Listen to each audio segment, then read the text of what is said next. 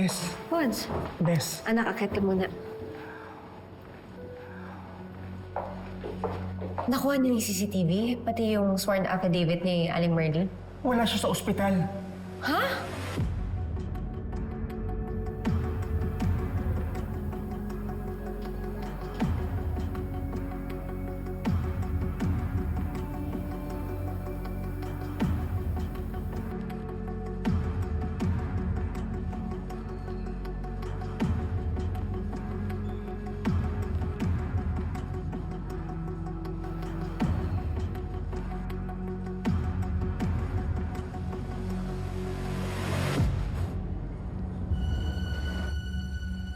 Relax ka lang, Nay, ha? Makakalis din tayo dito. So, mag-alala.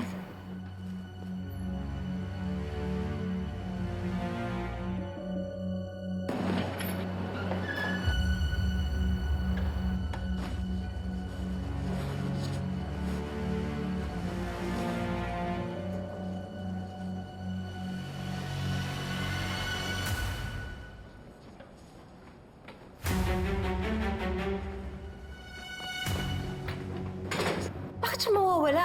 Paano wala? Sinabi ko sa nurse na bantayan siya. Basta pagdating namin, wala nang tao sa kwarto niya. Pati mga nurses hindi rin alam kung saan siya nagpunta. Nandun sila rin, chine-check yung mga CCTV, baka raw kasi tumakas.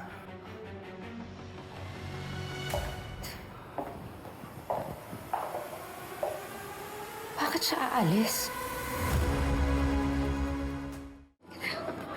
Fons, alam mo parang may mali eh. Nagko-cooperate naman si Aling Merly the other day. Pero alam naman niya na siya lang ang witness ko kung para ma-proof na nagsisinungaling si Angel. Alam mo na, baka umiral yung pagka-mother. Ayaw kalabanin ng sariling dugo, ganon. I don't think so. Galit si Aling Merly sa kanya. Lalong-lalo na iniwan ni Angel si Aling Merly na mamatay sa sunog. Buti nga nakaligtas siya eh. Well, alam mo naman usually sa mga kasong hawak nyo, di ba? Umaatras ang witness kapag may nagbabanta o tinatakot. Gumising ka, Vanessa! Igilan mo na yung kakapaniwala mo na mabuti ang kapatid mo. Demonyo si Angel! Di kaya natunugan ni Angel na nag-usap kami ng nanay niya. Baka binagtaan niya si Aling Merly.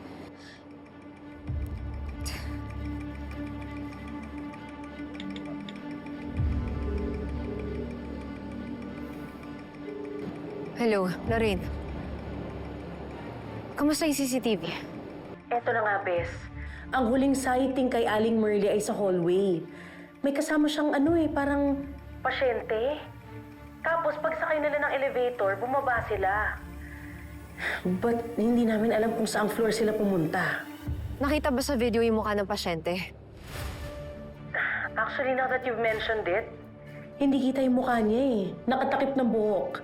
But don't worry kasi nakausap ko na yung head nurse. At pinapasearch ko na sa buong database kung sino nga tong pasyente na to.